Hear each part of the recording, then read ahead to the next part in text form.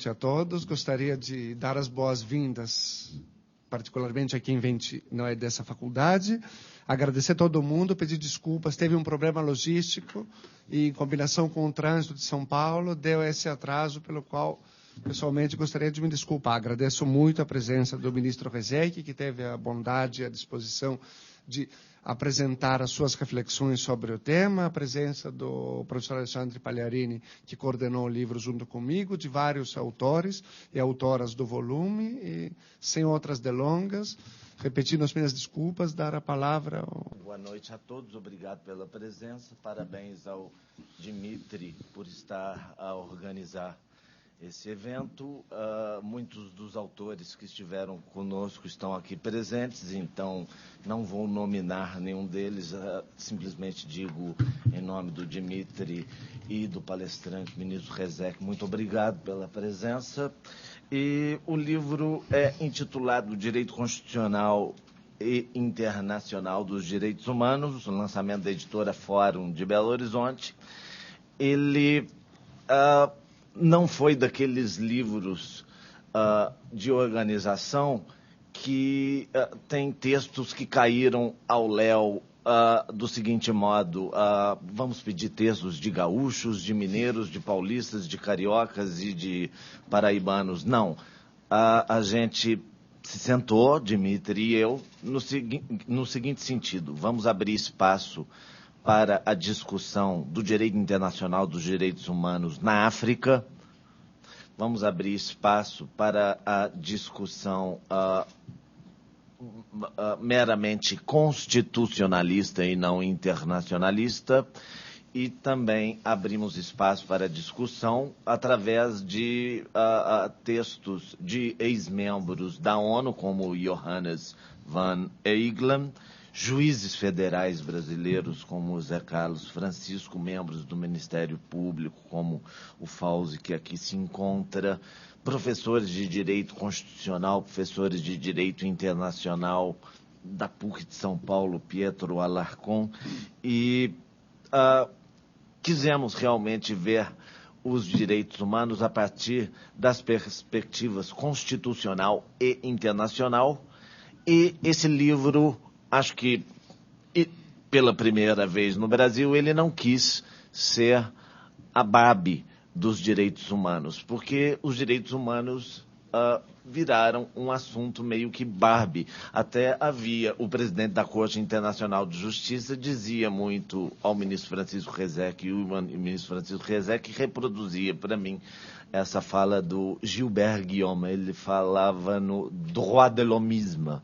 Quer dizer, tudo virou direitos humanos. Até um episódio jocoso, houve uma propaganda, não sei se lembram, da Pepsi. A Pepsi colocou um chimpanzé na praia de Ipanema, num bug, e estava um chimpanzé e uma loira. E cai um pouquinho de Pepsi no busto da loira e o chimpanzé fica olhando.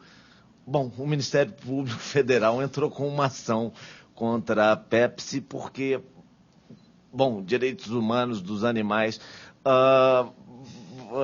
e ofendeu a honra, talvez, e a dignidade do chimpanzé ter estado ao lado da loira com a Pepsi escorrendo ao seu busto. Quer dizer, o assunto virou vulgar. E esse livro, ele quer dizer o seguinte, que os direitos humanos não deram certo pela via do direito constitucional, então o direito constitucional fracassou, não deram certo pela via do direito internacional, e ele é denuncista nesse sentido, ou seja, o direito internacional também fracassou. Então nós estamos querendo dizer que talvez uma terceira via, que não tem nada a ver com Anthony Giddens, uma terceira via, direito constitucional e internacional, através de uma internacionalização do direito constitucional ou uma constitucionalização do direito internacional, talvez sim aí servisse para que os direitos humanos alcançassem alguma finalidade. Bom, então este livro, ele representa esta denúncia. Direito internacional de nada serviu para os direitos humanos, o direito constitucional de nada serviu para os direitos humanos, houve crescimento, sim, entretanto, a efetividade está a ver navios. Não vou mais me alongar, agradeço novamente o espaço aberto pelo Dimitri de Moules, pela Fundação Getúlio Vargas, e peço licença para passar a palavra ao nosso ministro Francisco Rezec. Obrigado. Muito obrigado, professor Pagliarini, professor Dimitri, meus caros amigos. No lançamento em São Paulo deste belíssimo trabalho coletivo, pediram-me os organizadores que dissesse alguma coisa sobre o tema.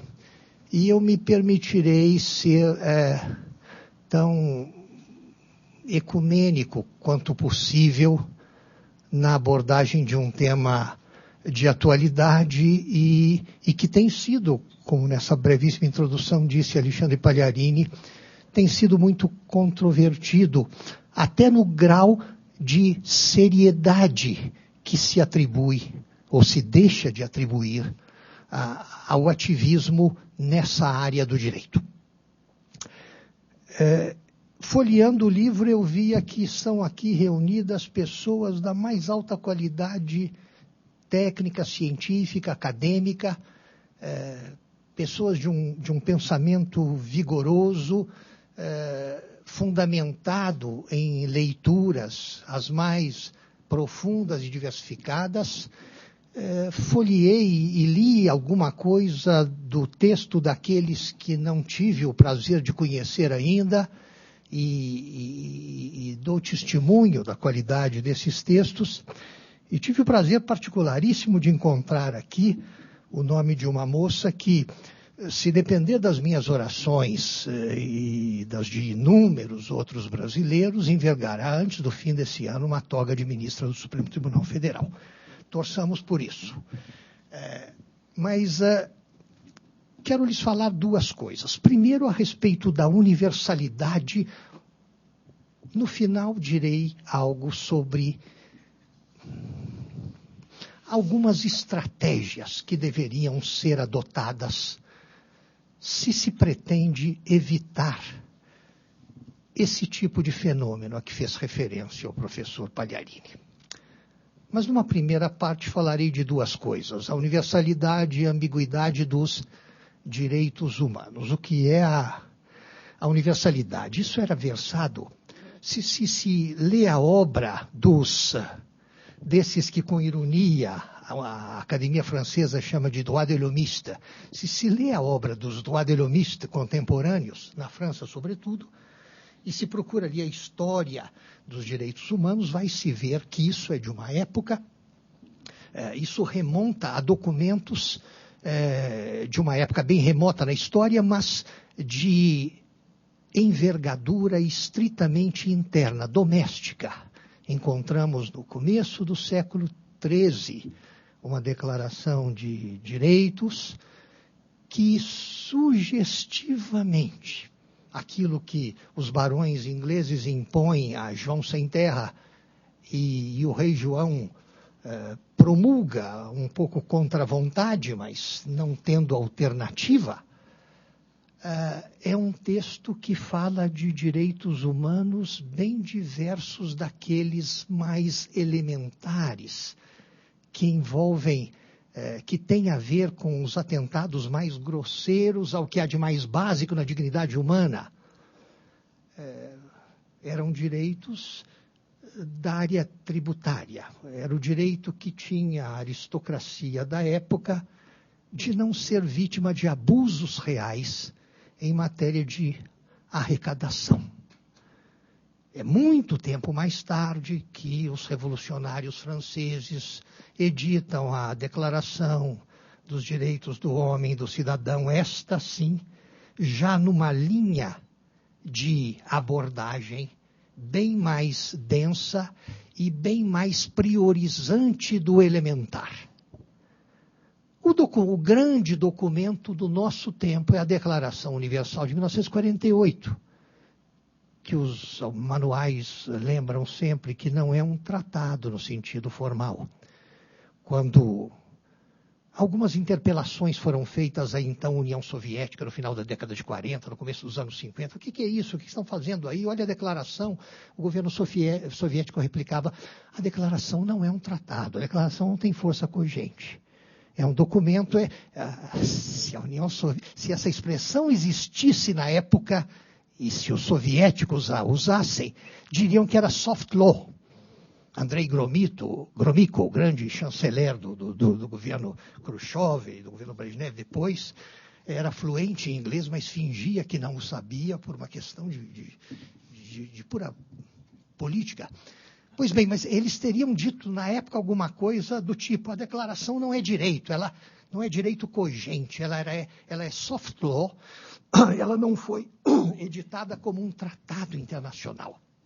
Ela é uma declaração aclamada pela Assembleia Geral com diversas abstenções. As abstenções foram, de fato, a da União Soviética e alguns dos seus governos fiéis. Nem todos o eram. Nem todos os socialistas da Europa Oriental estavam entre os abstinentes de 1948. Uns 5, talvez, junto com a União Soviética. E mais a África do Sul, por razões óbvias, e a Arábia Saudita, com mais 1 ou 2 países do Golfo. As razões dessas abstenções foram, no caso dos árabes, as razões dessas abstenções tinham a ver, diziam alguns, só com a questão da ali proclamada identidade, igualdade das pessoas, independentemente do gênero, independentemente do sexo. Outros diziam que talvez, naqueles regimes autocráticos, também o problema da livre manifestação de pensamento, do direito de associação, não agradasse aos líderes monarco-tribais da Arábia da época. Quanto aos soviéticos, quanto aos comunistas da época, atribuía-se a abstenção ao fato de que a declaração dizia do direito à propriedade. Não se usava a palavra propriedade. A declaração de 48 diz: todo ser humano tem o direito de possuir bens em sociedade com outros e o direito de possuir bens só. Ora, isso, afinal de contas, os regimes socialistas, mesmo os mais obtusos, como a República Popular da Albânia na época, como talvez ainda hoje a Coreia do Norte, negam o direito que a pessoa tem de ser proprietária de coisas. A declaração não falava de um direito de ser proprietário de meios de produção. De modo que não seria esse um bom fundamento para que aqueles países não quisessem participar da aclamação do texto e preferissem abster-se. Talvez a razão maior fosse também aí o tema da manifestação de pensamento, da liberdade de expressão do pensamento, da liberdade de associação e assim por diante. Bom, a declaração é o grande documento ao qual se sucederam vários outros nos anos 50, depois nos anos 60, e não cessam de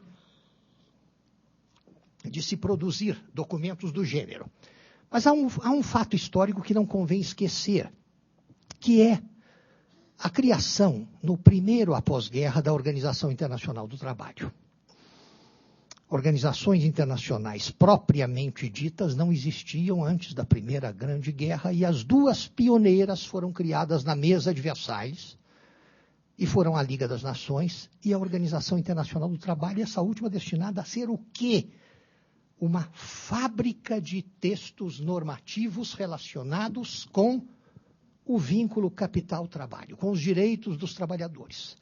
A organização se destinava a uma única coisa: ser a cada ano um celeiro de convenções internacionais do trabalho, voltada a cada uma delas para um tema como o trabalho do menor, o trabalho noturno, o trabalho do idoso, a isonomia salarial, e vai por aí afora até um dos últimos temas, que é o da Convenção 158, que proíbe a demissão sem justa causa, a demissão por política empresarial, e que tem nos dado bastante que pensar e que decidir nos últimos anos no Brasil.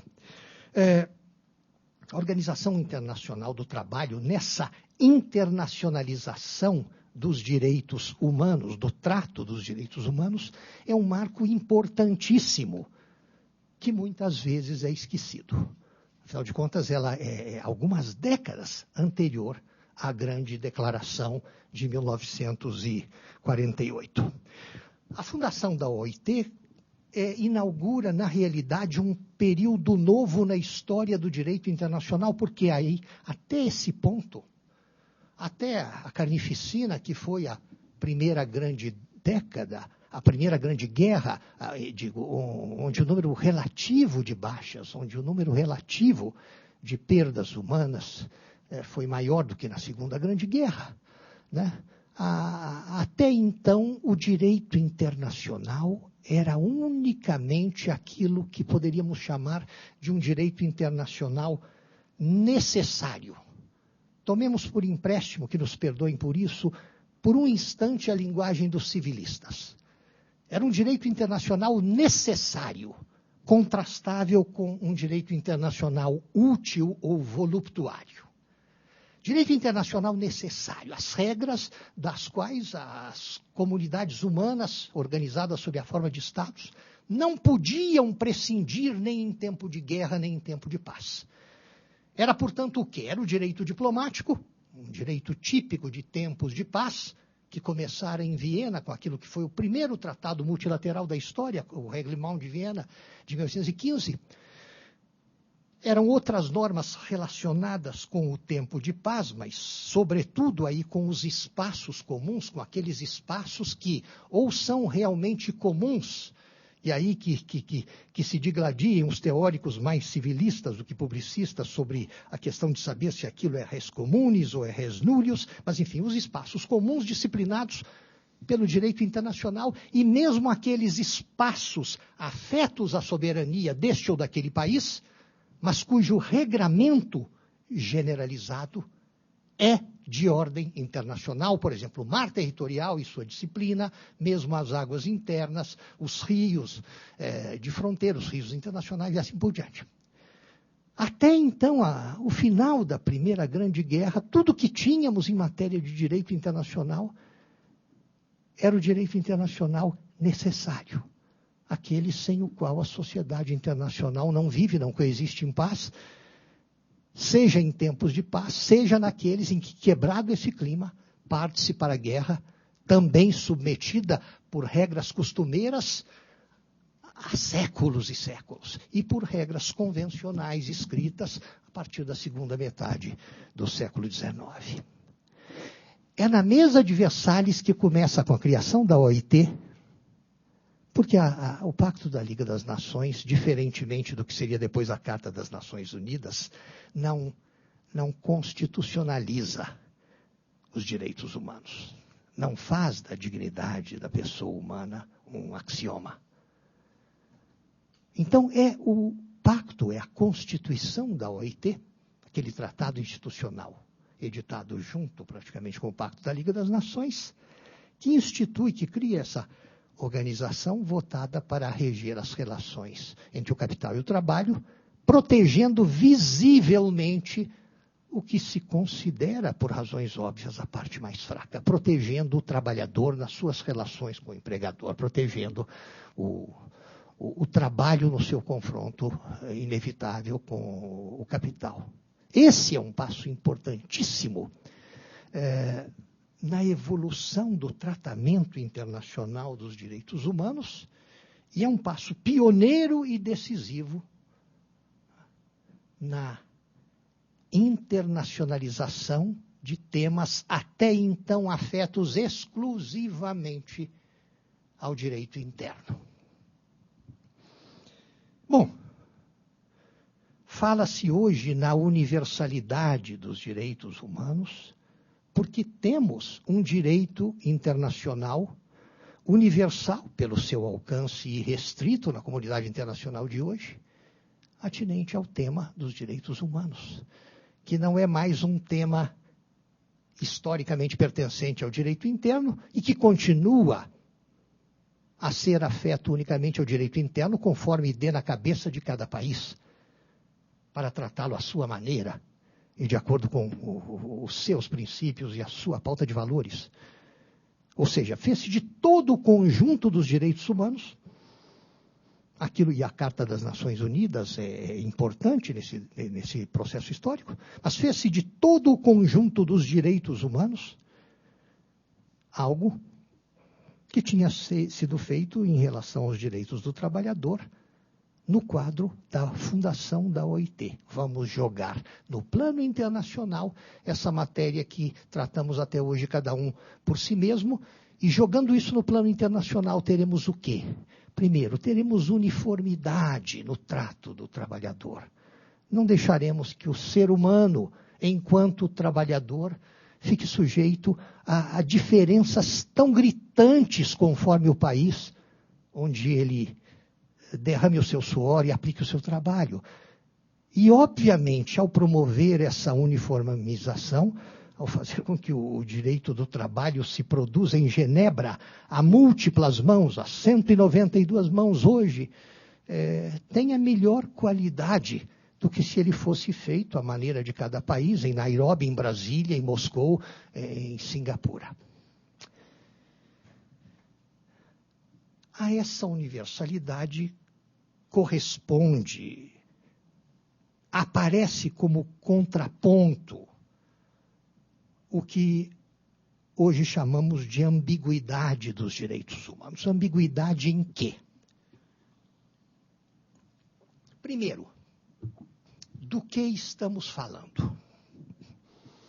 É impressionante. Certamente já observaram isso e não me contradirão.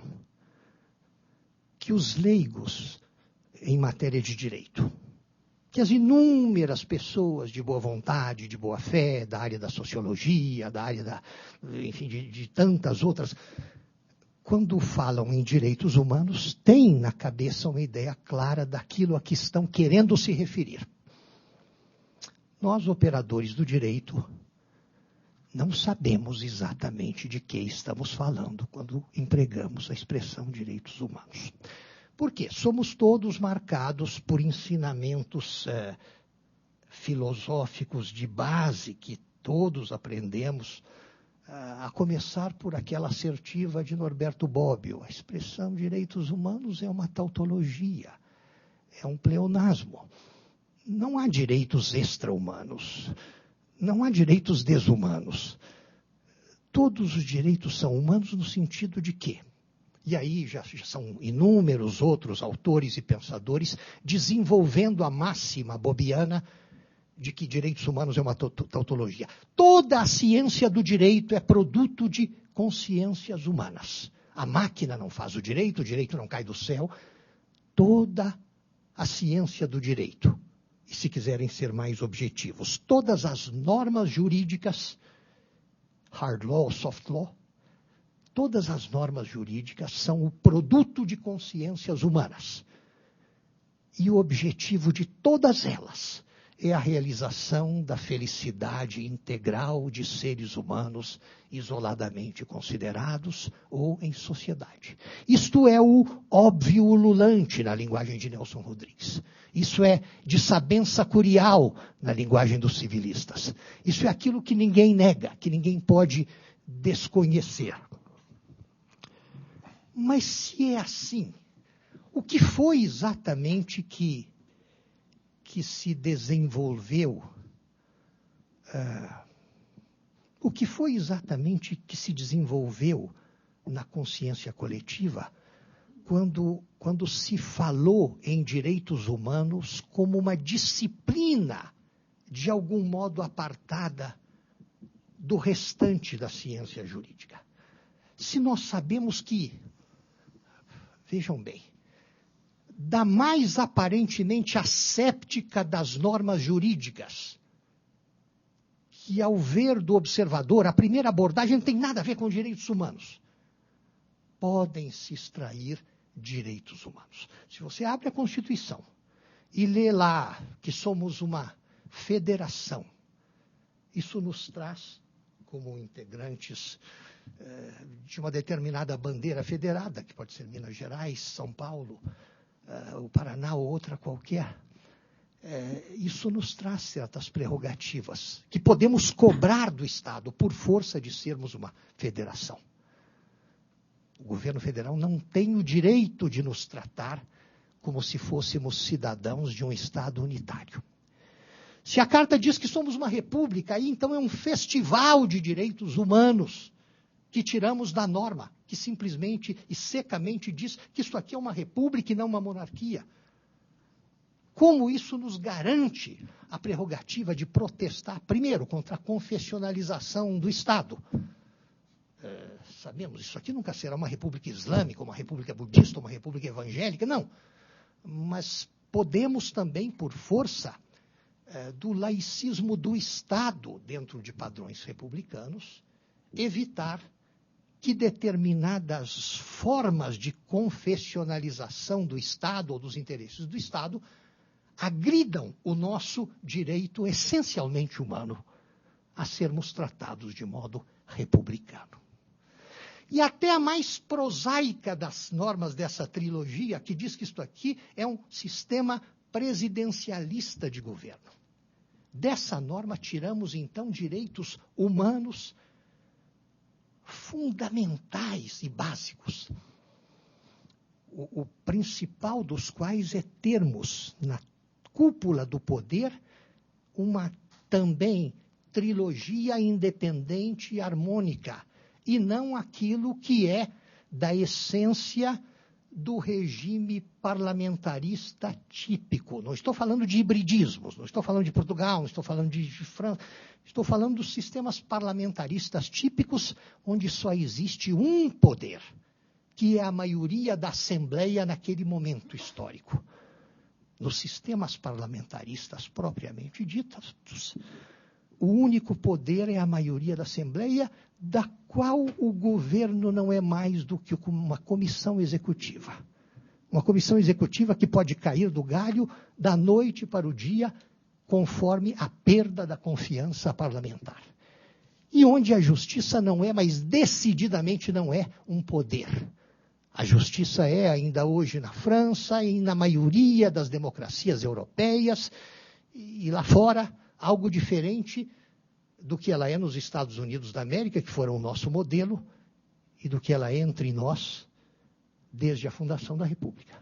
Ela não é mais aquilo que o Marquês de São Vicente definia na sua análise da Constituição do Império, publicada em 1859, uma autoridade que tem o poder de resolver questões penais e conflitos dos particulares entre si por amor dos seus interesses privados. Isso era o Império do Brasil. Isso é ainda hoje a imensa maioria das democracias da Europa e do resto do mundo. Só nos modelos presidencialistas, só aí onde se divide o poder em três grandes vertentes que se controlam mutuamente, só naquele modelo inventado pela cabeça rica do Barão de Montesquieu, mas jamais praticado lá nos pagos do Barão, e adotado pelos revolucionários do final do século XVIII no continente americano, só aí é que a justiça tem, em alguns casos, desde o primeiro grau de jurisdição, em outros lá em cima, a justiça tem o poder de derrubar atos de governo em nome da lei e de derrubar atos do Congresso Nacional, leis do Congresso Nacional, em nome da Constituição.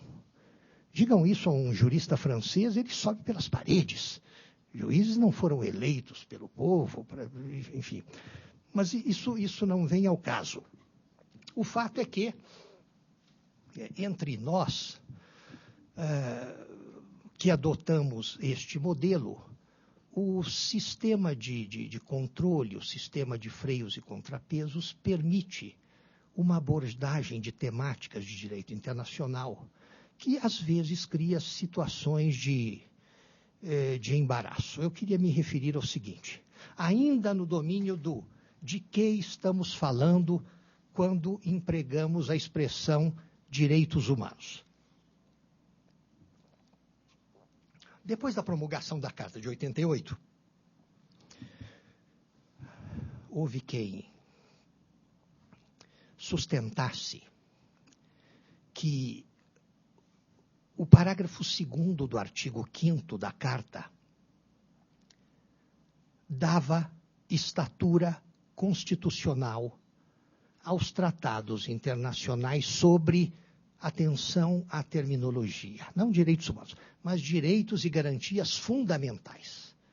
Um horizonte que, à luz do vernáculo, parece ser mais amplo. Os direitos e garantias fundamentais têm a ver com uma seara normativa bem mais ampla do que aquela relacionada aos direitos humanos em sentido estrito. E eu diria que os direitos humanos em sentido estrito são aqueles que iluminam a cabeça dos ativistas dos direitos humanos sem formação jurídica. Bom, quem defendia a tese, como sabem todos, em 2004 deu-se aquela reforma. Na aproximação do Natal de 2004, o Brasil foi presenteado com aquela reforma constitucional que se chamou Reforma do Judiciário e que tinha muito mais coisas do que judiciário. Entre outras, um acréscimo ao artigo 5º, um parágrafo 3º, que diz: tratados sobre direitos humanos, desde que aprovados pelo Congresso, de acordo com a liturgia da emenda à Constituição, se incorporarão à própria, terão nível constitucional. Isso cria uma situação, vejam bem, curiosa, inédita. Um tratado internacional não passa a existir como tratado internacional quando o Congresso brasileiro o aprova, ou quando o Congresso singalês ou o Congresso canadense o aprova. O tratado passa a existir no momento em que se reúnem as suas próprias condições de vigência à luz das suas cláusulas finais. Por exemplo, quando se reúne o quórum estabelecido pelo próprio tratado para sua entrada em vigor. Foram incontáveis os casos de tratados bilaterais ou multilaterais que abortaram antes de entrar em vigor, porque um dos dois, no caso da bilateralidade, desistiu, ou porque não se reuniu, no caso da multilateralidade, o quórum de 20 países ou 60 países, ou algo assim. As convenções internacionais do trabalho, sugestivamente, estabelecem um quórum de 2. A partir do momento em que o segundo ratificante deposite o seu instrumento em Genebra, aquela convenção está em vigor, e aí entrará em vigor sucessivamente para o 3º, para o 4º, até o 192º. Muito bem, espera aí. De acordo com o parágrafo 3º da Constituição do artigo 5º da Constituição do Brasil, nós temos uma situação potencialmente incrível. Não absurda, mas muito, muito original. O Congresso Nacional, examinando um tratado classificável como, e aí já há uma certa dificuldade, mas classificável como um tratado da categoria dos tratados sobre direitos humanos, o aprova com todos aqueles requisitos da emenda à Constituição. Ou seja, duplo turno de votação, maioria qualificadíssima nas duas casas e Aprovado esse tratado, ele vai para a mesa do presidente da República, a quem incumbe ratificá-lo. Nenhum presidente da República seria insano bastante para deixar de fazê-lo, apesar da possibilidade teórica de não ratificar. Mas ele vai e ratifica, porém, infelizmente, outros não o fazem em número bastante para garantir a entrada em vigor. O tratado multilateral terá abortado, mas espera aí, ele já foi incorporado à Constituição do Brasil pelo só fato da sua aprovação. É surreal, mas é perfeitamente possível e perfeitamente legítimo. O Congresso Nacional terá adotado, ao aprovar aquele tratado, uma emenda à Constituição que joga dentro da Carta Magna aquelas normas substantivas sobre direitos humanos. A diferença é que aquilo não foi pensado e burilado em Brasília, e sim em Genebra, ou em Viena, ou sei lá onde. Só isso. A situação é incrível e creio que sem precedentes. Sem precedentes, porque aquilo que me levou a chamar esse parágrafo 3º de cláusula holandesa, o o fato de que os holandeses têm uma tradição semelhante há muitos anos e sempre se orgulharam muito disso no nosso país. O tratado não só prevalece sobre a lei nacional, mas prevalece sobre a própria Constituição. Jogo de palavras, não é bem isso. Apenas a Constituição holandesa historicamente diz que quando um tratado modifica alguma coisa na Constituição holandesa ou acrescenta alguma coisa à Constituição holandesa, ele só poderá ser ratificado mediante um ritual legislativo igual ao da emenda à Constituição. Então, o parlamento holandês vai lá, aprova aquilo com aquele ritual extremamente refinado, o governo holandês ratifica, o tratado entra em vigor e aí sim, na cláusula holandesa, portanto, aí sim a norma se incorpora à Constituição. O nosso parágrafo 3º do artigo 5º faz pensar que é possível aquilo se incorporar, desde que atinente a direitos humanos e aprovado pelo Congresso com aquele ritual especializado. É possível aquilo se tornar parte da Constituição do Brasil, independentemente do seu destino como tratado internacional que vingou ou como projeto de tratado internacional que abortou. É possível. Mas vamos ao que interessa. Antes deste parágrafo 3º, que deixa as coisas bem claras quanto a o que é preciso para que um tratado internacional de direitos humanos tenha estatura constitucional, o país se dividiu entre os que achavam,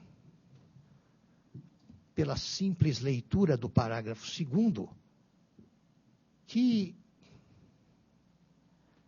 era difícil dizer que já então esses tratados tinham estatura constitucional. Aí outros replicavam, invocando até algumas razões, não, é porque fulano disse, foi ele que propôs, etc. Mas a opinião jurídica se dividiu entre uma maioria, creio, com a qual sintonizava o Supremo Tribunal Federal, no sentido de que aquilo não dava ainda, só seria dado pelo parágrafo 3º em 2004, nível constitucional a tais tratados. Mas havia correntes que sustentavam. Já hoje, por força do só parágrafo 2º, os tratados sobre direitos humanos têm estatura constitucional. O que dizia o parágrafo 2º? No que nos interessa, ele dizia: esse imenso rol que vai acima, os direitos e garantias individuais e alguns coletivos que estão lá naquela lista interminável do artigo 5º, isto aí não exclui algum outro direito humano garantido por algum tratado de que o Brasil seja parte. A discussão não foi muito cerrada, ela se confinou num círculo esotérico com S, de especialistas. Por quê? Porque faltava substância prática ao debate. É que fomos todos vasculhar o acervo de tratados que então, naquele final de 88, vinculavam o Brasil sobre qualquer matéria atinente a direitos e garantias fundamentais, a ver se descobríamos ali alguma coisa que tinha escapado da lista do artigo 5º e não havia rigorosamente nada. Nada. Passou a haver, como muitos recordam. Alguns anos mais tarde, quando o Brasil entrou no domínio jurídico da Convenção de São José da Costa Rica, antes mesmo de aceitar a jurisdição, o que só aconteceu no governo Fernando Henrique no final dos anos 90. Mas quando o Brasil aderiu à Convenção de São José da Costa Rica no seu conteúdo material, nos defrontamos com aquele dilema. Essa adesão foi em 92, na transferência do do comando do Itamaraty, de mim para o embaixador Celso Laffer. Isso foi preparado nos anos anteriores e consumou-se já no segundo semestre, creio, em julho de 92. Bom, o Tratado de São José da Costa Rica fala em prisão por dívida.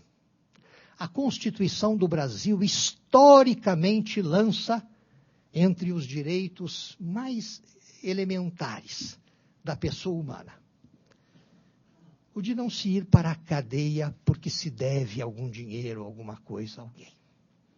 É uma regra preciosa da Carta.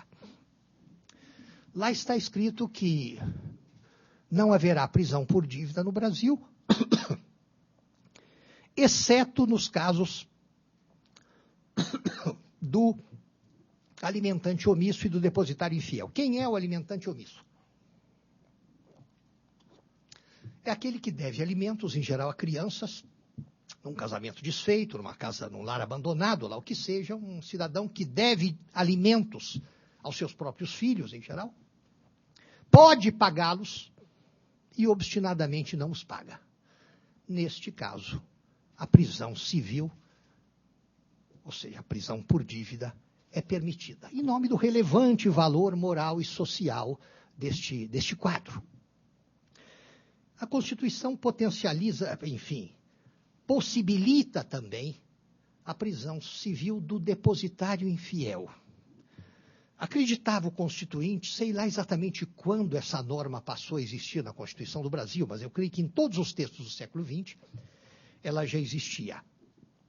Ao lado do alimentante omisso está também o depositário infiel. Quem é, aos olhos do Constituinte brasileiro, o depositário infiel? Quem é aos olhos da doutrina? Quem é aos olhos dos professores de direito civil e de direito comercial e de todos os estudantes do direito no Brasil? Quem é o depositário infiel? É aquele cavalheiro, em geral abastado, em geral eirado, a quem o juiz confia a guarda de bens, em geral pertencentes a uma viúva ou várias viúvas de um mesmo cidadão, a órfãos de variada natureza, enquanto ele, juiz, não decide a quem afetar aqueles bens.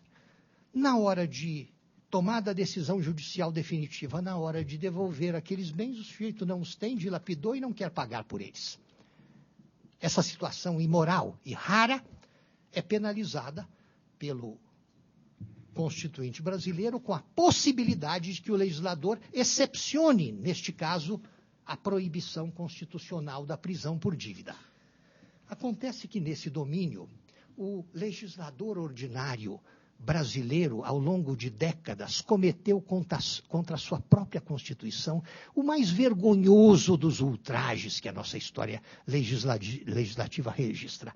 Para atender a certos núcleos de poder no setor privado, banqueiros, e aí começando pelo Banco do Brasil, no caso do penhor agrícola, e comerciantes em geral, etc., no caso da chamada alienação fiduciária em garantia.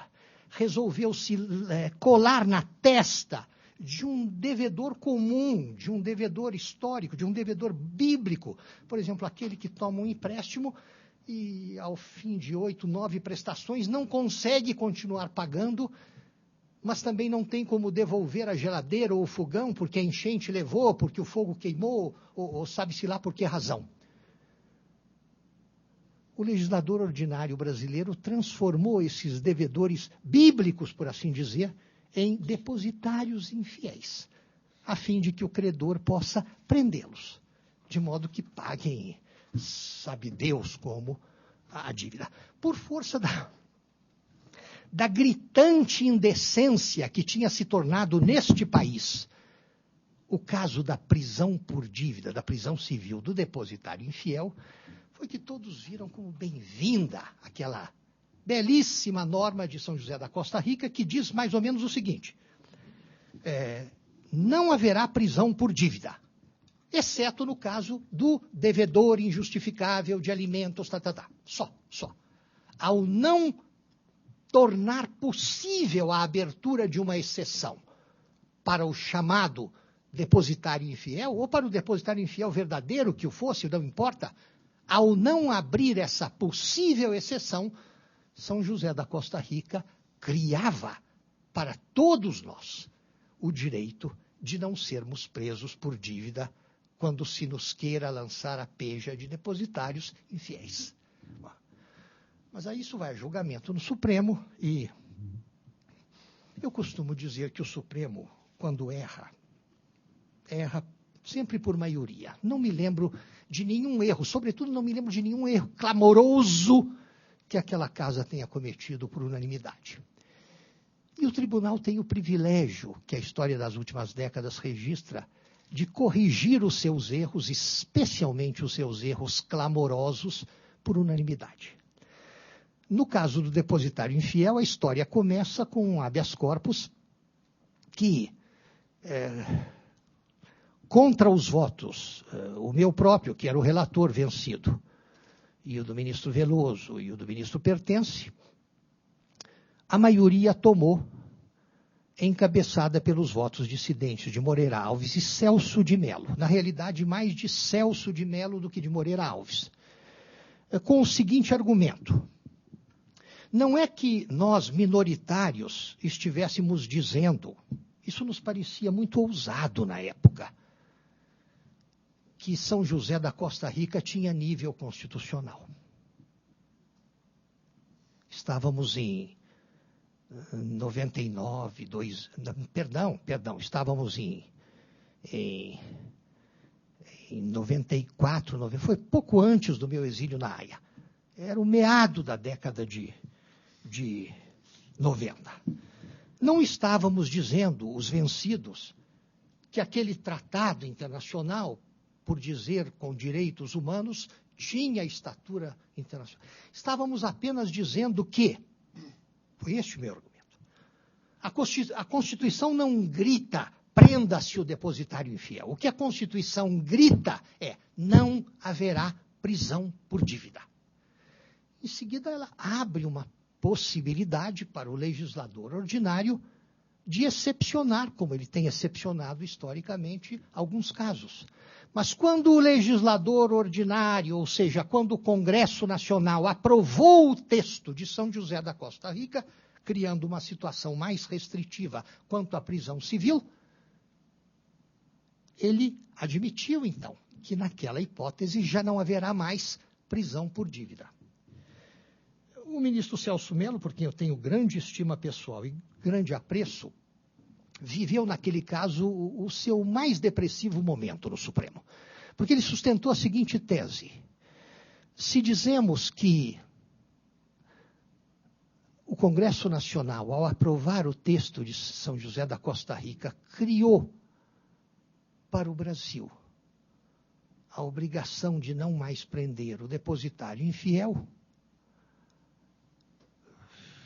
isso tira a liberdade do nosso legislador de voltar atrás sem denunciar o tratado. Entendi, mas me parecia que o legislador tinha usado justamente da sua liberdade ao aprovar o texto.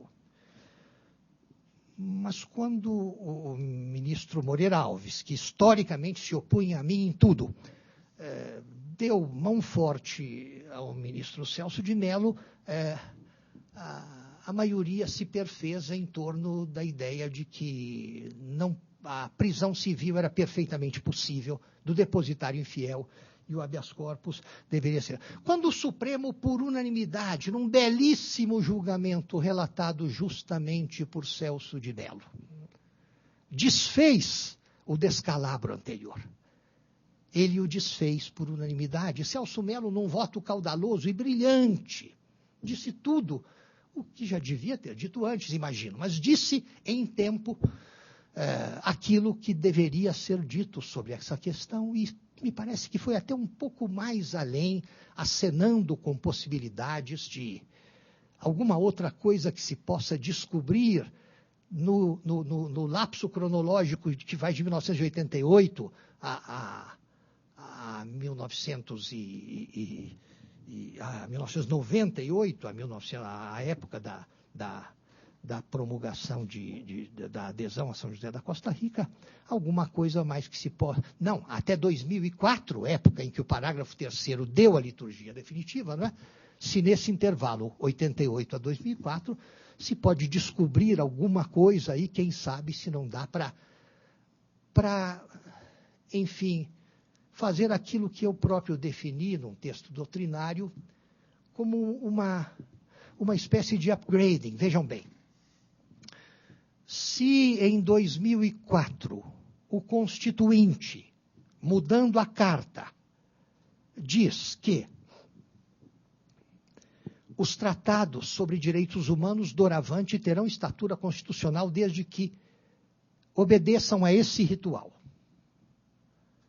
Se essa norma é inédita, se o próprio Constituinte de 2004 não diz nenhuma palavra, nenhuma sílaba no sentido de abjurar, de rejeitar aquilo que poderá ter acontecido, além do caso do depositário infiel, entre 88 e 2004, vamos admitir com alguma boa vontade, mas sem nenhuma absurdidade, que o Constituinte de 2004 promoveu um upgrading. Eu nem sei se há alguma coisa, mas se houver, se alguém descobrir, vamos dizer que isso, por atinente a direitos humanos, foi upgraded em 2004, quando se estabeleceu uma nova regra de liturgia, sem se dizer como é que fica o que aconteceu entre a Constituição e essa importante reforma.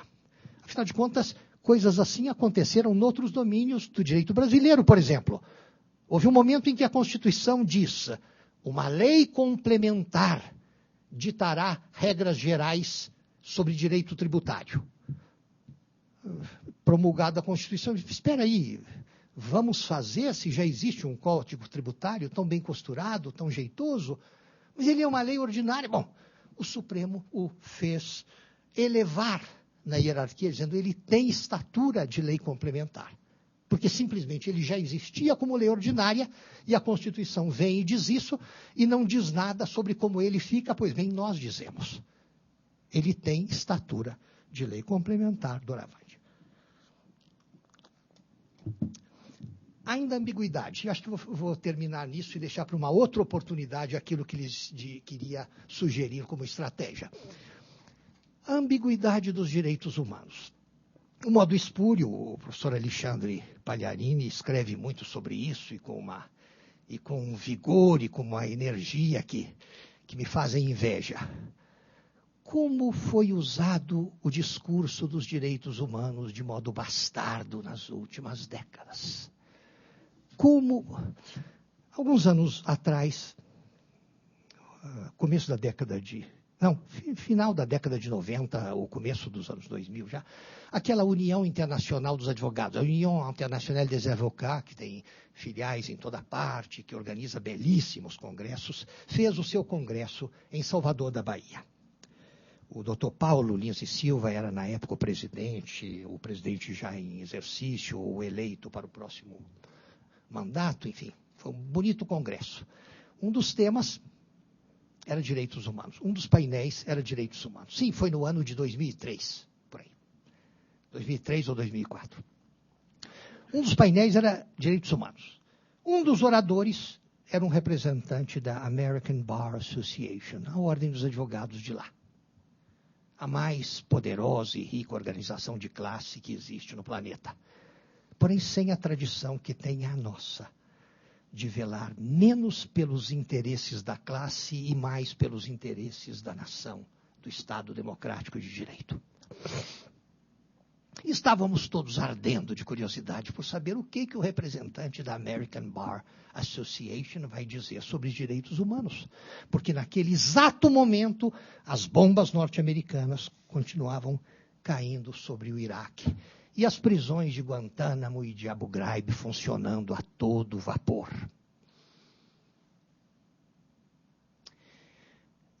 Quanto às bombas, enfim, como todos sabem, quando o argumento das armas de destruição de massa ficou completamente desmoralizado, quando George W. Bush não conseguia convencer nem as mentes mais obtusas do meio-oeste americano, e Tony Blair não conseguia convencer nem a sua própria esposa de que havia armas de destruição em massa no Iraque, um país depauperado por décadas de embargo econômico.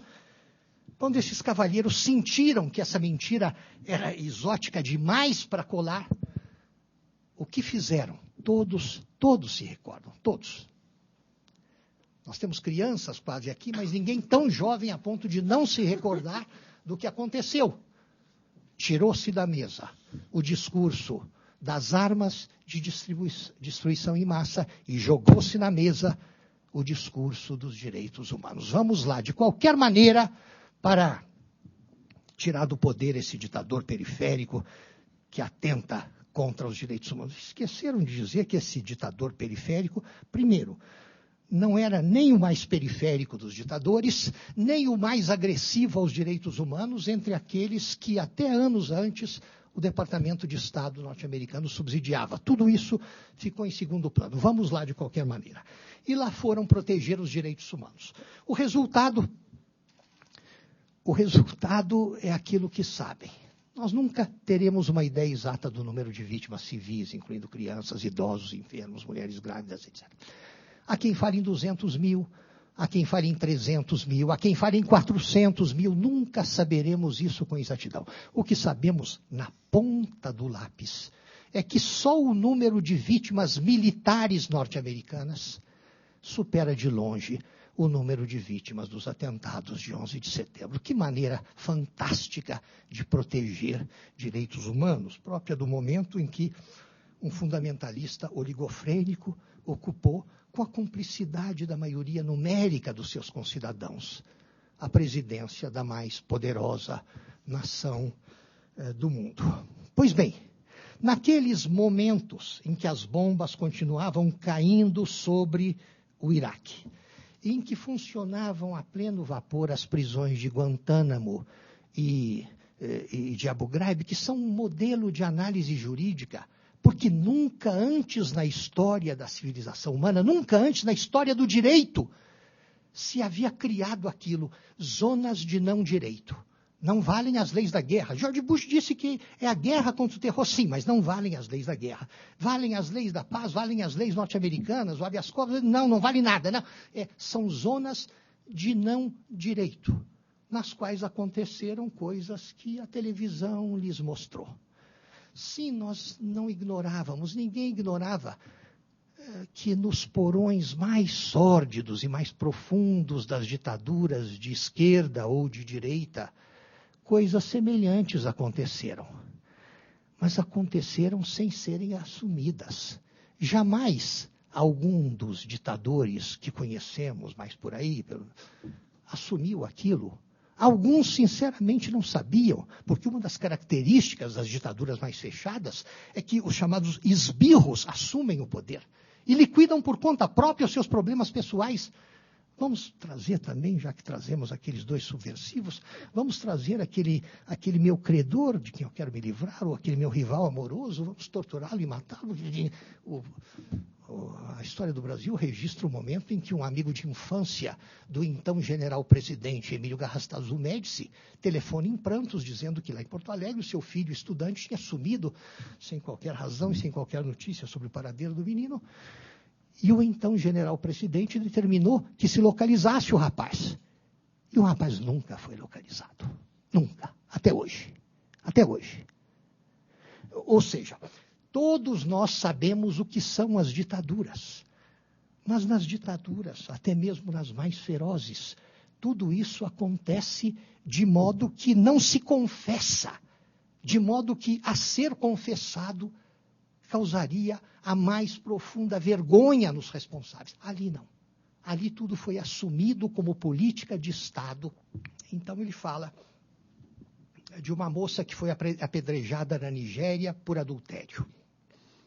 E fala isso quase que com lágrimas nos olhos. E de um rapaz que foi processado na República do Congo sem ter direito ao duplo grau de jurisdição. E fala disso com profunda vergonha. E de uns estudantes que queriam realizar uma passeata em Jakarta, na Indonésia, e tiveram sua passeata dissolvida a cacetete, como várias passeatas minhas foram dissolvidas a cacetete em Belo Horizonte nos anos 60, enfim, ninguém morreu por causa disso, imagino, pelo cacetete, pelo menos ninguém morreu. E o rapaz falava isso com tal emoção, e todos ouviam perplexos, meu Deus do céu, Abu Ghraib está lá a todo vapor, Guantánamo, as bombas continuam caindo.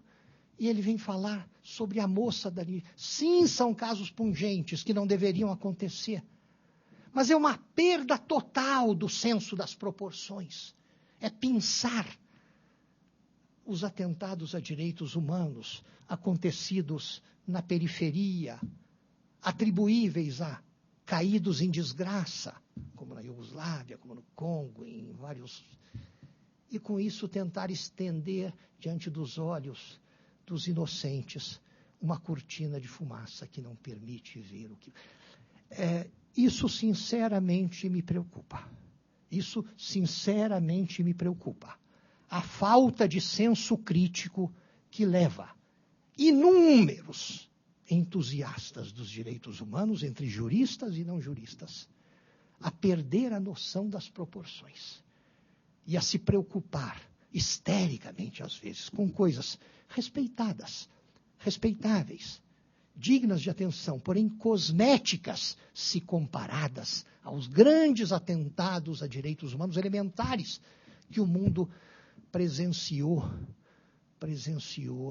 nas últimas décadas e que nos fazem ver com muita tristeza que, embora a evolução da ciência do direito seja aparentemente uma evolução constante e para melhor e frutificante, os hábitos da sociedade internacional descentralizada que é ainda hoje são pendulares.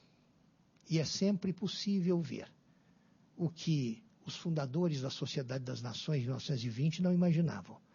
É sempre possível ver, no romper do século XXI, coisas que teriam causado horrores aos últimos reis de França ou aos últimos czares da Rússia. Enfim, vou me abster de lhes falar sobre essa outra questão. Fica isso para uma outra ocasião ou lhes mando se interessarem em alguma coisa escrita. Agradeço a paciência com que me ouviram.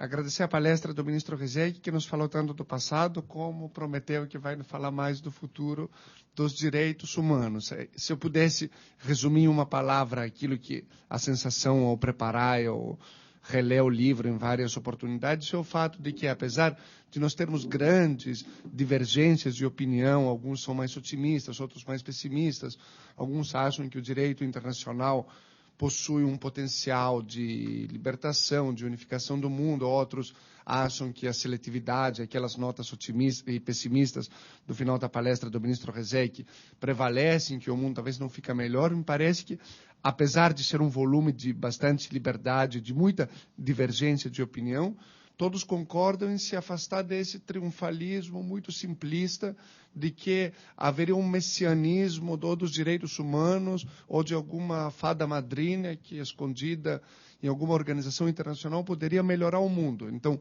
são trabalhos concretos. Talvez poderíamos pensar que seria mais interessante pensarmos em perspectivas mais empíricas, verificar se há realmente parâmetro para aferir se o direito internacional civilizou o mundo. Isso é uma promessa, mas, de certa forma, todos os autores mantêm uma postura crítica que nem sempre acontece. Quer dizer, aquela ideia de que nem o Estado Nacional é um vilão, nem o direito internacional com uma, digamos, maneira quase que causal, quase que previsível, quase que um esquema, sei lá, metafísico permitiria que o mundo melhorasse. Então, nesse sentido, é um convite de continuarmos a reflexão. Eu gostaria de agradecer mais uma vez as reflexões sobre o passado e um pouco, como disse, sobre o futuro do ministro Rezec e a sua presença aqui na Direito GV. Isso aqui, sinceramente, ficou interessante. O livro analisa aspectos da influência dos direitos humanos no direito constitucional, quer dizer, no desenvolvimento das gerações de conquista dos direitos humanos, no direito internacional e ou no direito constitucional internacional, que é essa nova ciência do direito. Da leitura dos textos na obra constante, se poderá chegar à conclusão de que o direito internacional... Por que o direito internacional é criticado? Porque, em tese, ele não tem a efetividade do direito estatal ou nacional para buscar os seus fins. E por que o direito nacional é criticado? Porque, em tese, ele não tem o cosmopolitanismo que o direito internacional tem, apesar da falta de efetividade que é própria do direito nacional. Então, nós pusemos aqui na orelha, que é parte até do pós-fácio. O Dimitri também fez nesse livro o pré-fácio, além do texto dele, e eu fiz o pós-fácio. Isso aqui é parte do pós-fácio. Da leitura dos textos na obra Constantes, se poderá chegar à conclusão de que o direito internacional deve se utilizar dos mecanismos de fechamento hermético do direito nacional para alcançar efetividade. Já ao direito constitucional, cabe o aproveitamento das lições de cosmopolitanismo que podem ser obtidas do direito internacional para que a lógica hermética do primeiro, ou seja, do direito constitucional, esparrame mundo afora os seus efeitos, principalmente no que tange à produção de normas jurídicas protetoras de direitos humanos em nível global. Bom, eu não me estendo aqui a mais nada. Acho que o ministro Rezec deu o tom da importância do tema e abrilhantou profundamente o evento do lançamento do livro e devolvo então a palavra ao nosso presidente de mesa para as resoluções de costume. Não consigo imaginar mais nada para falar, então muito obrigado a todos e até a próxima oportunidade.